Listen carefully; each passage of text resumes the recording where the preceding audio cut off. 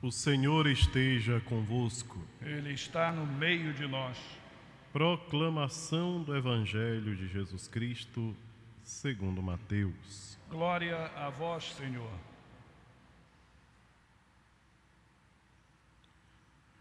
Naquele tempo, disse Jesus aos seus discípulos: Se o teu irmão pecar contra ti, vai corrigi-lo, mas em particular, a sós contigo. Se ele te ouvir, tu ganhastes o teu irmão. Se ele não te ouvir, toma contigo mais uma ou duas pessoas, para que toda a questão seja decidida sob a palavra de 2 ou 3 testemunhas. Se ele não vos der ouvido, dizei-o à igreja. Se nem mesmo à igreja ele ouvir, seja tratado como se fosse um pagão ou um pecador público. Em verdade vos digo, tudo o que ligardes na terra será ligado no céu, e tudo o que desligardes na terra será desligado no céu. De novo eu vos digo, se 2 de vós estiverem de acordo na terra sobre qualquer coisa que quiserem pedir, isto vos será concedido por meu Pai que está nos céus. Pois onde 2 ou 3 estiverem reunidos em meu nome, eu estou ali no meio deles. Palavra da salvação. Glória a vós, Senhor.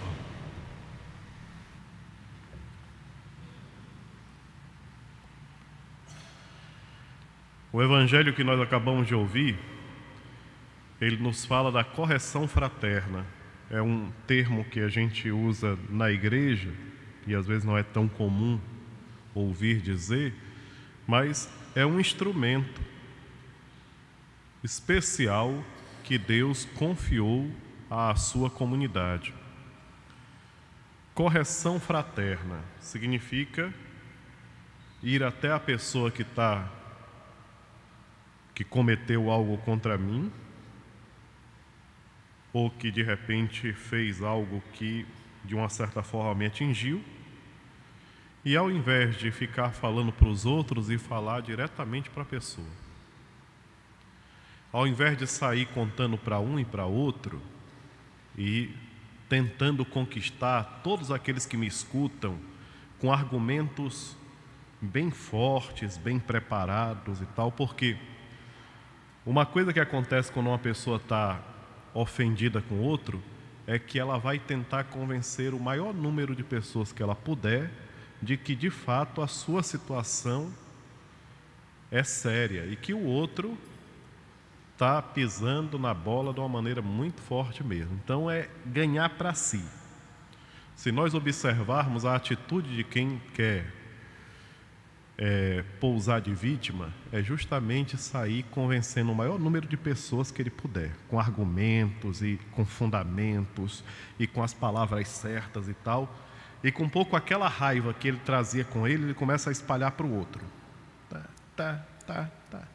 De repente não é mais somente ele que está magoado com aquela pessoa, mas são várias pessoas magoadas.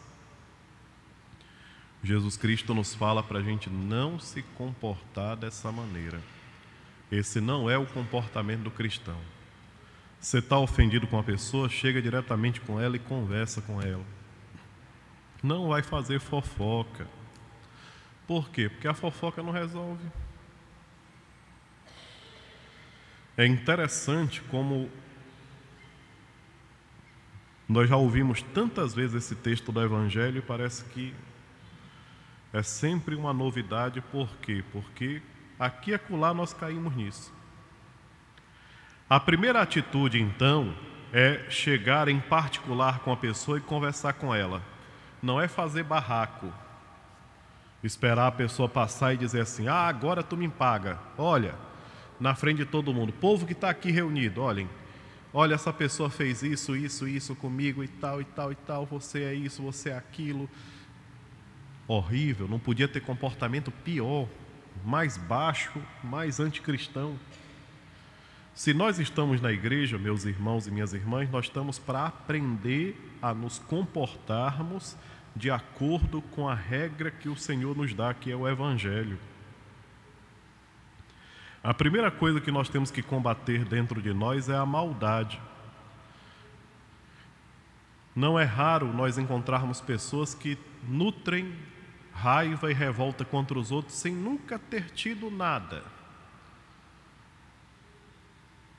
Talvez vocês nunca encontraram, eu já encontrei. Tem gente que diz assim: fulano nunca fez nada de mal para mim, mas não suporto ele. Não suporto. Se eu pudesse, era a pessoa que eu não encontrava na minha frente. Para que isso? E a gente fala isso com o desejo de ir para o céu. E nós não paramos para pensar que no céu não vai ter separação, divisão, que nós estaremos juntos. Eu não vou fazer o meu clube onde eu reúno só o pessoal que eu quero. Não. O céu é o lugar da plena comunhão com Deus e com os irmãos e irmãs. E se eu não aprender a conviver com os outros, respeitando, tirando todo tipo de falsidade do meu comportamento, se eu não aprender isso durante o tempo que eu estiver caminhando aqui na terra, no céu eu não vou entrar. Por quê? Porque a maldade impede. Alguém diria assim: mas qual é a condição para entrar no céu? Nosso Senhor disse: só entra no céu aquele que for como uma criança. E o que é que uma criança tem? Pureza de coração, humildade. São duas características muito fortes na criança: a pureza e a humildade.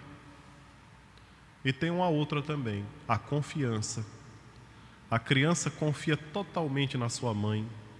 A criança confia e sabe que a sua mãe não lhe fará o mal.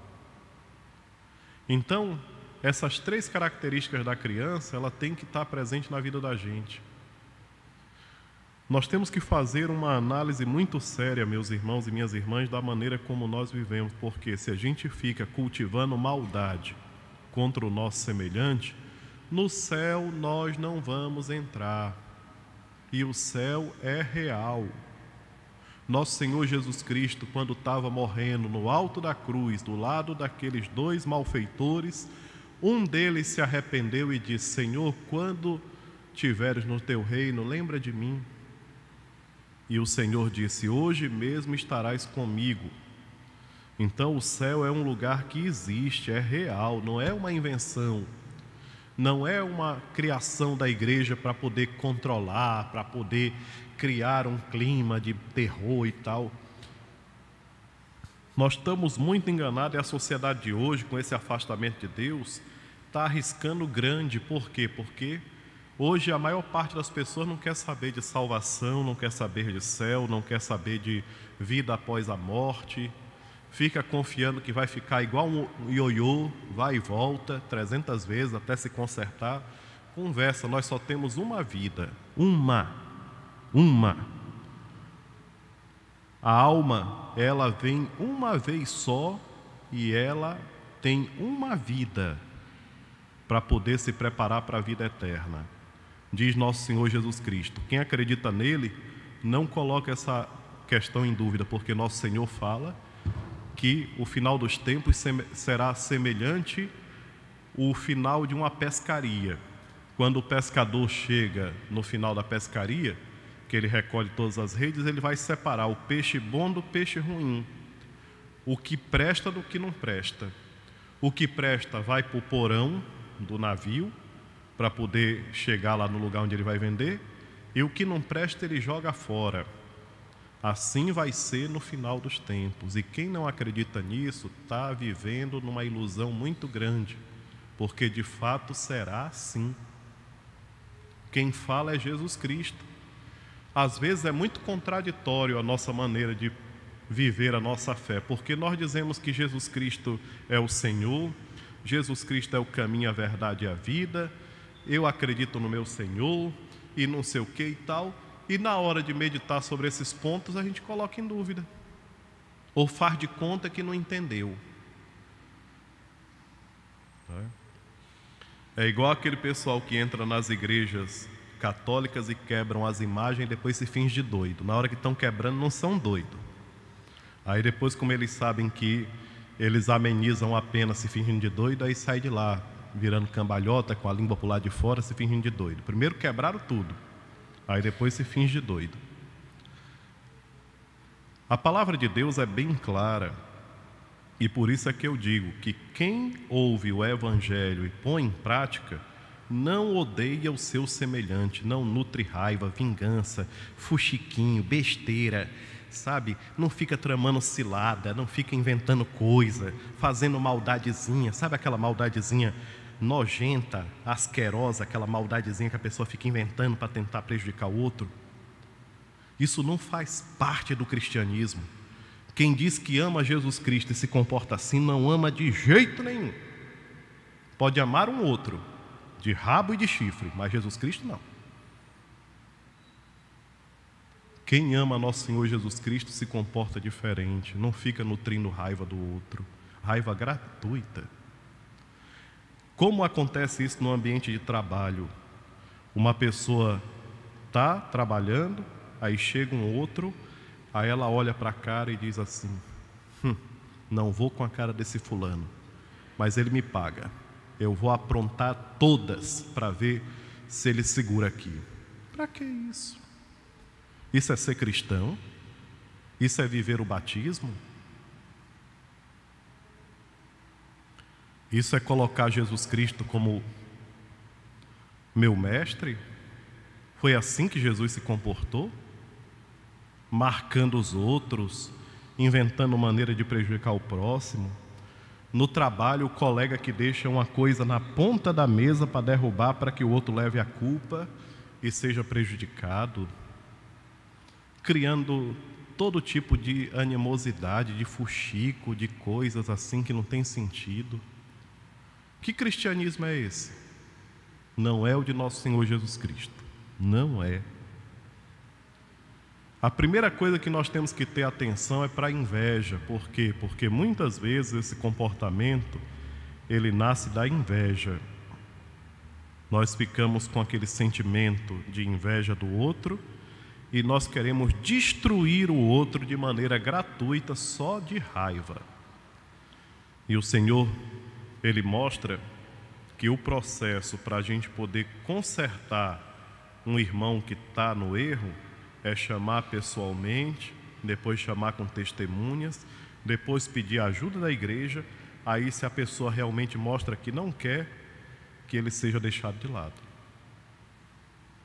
Mas tem toda uma luta para a gente poder chegar a esse ponto. Meus irmãos e minhas irmãs, procuremos meditar. E hoje, nessa quarta-feira, vamos tentar tirar a maldade do nosso coração.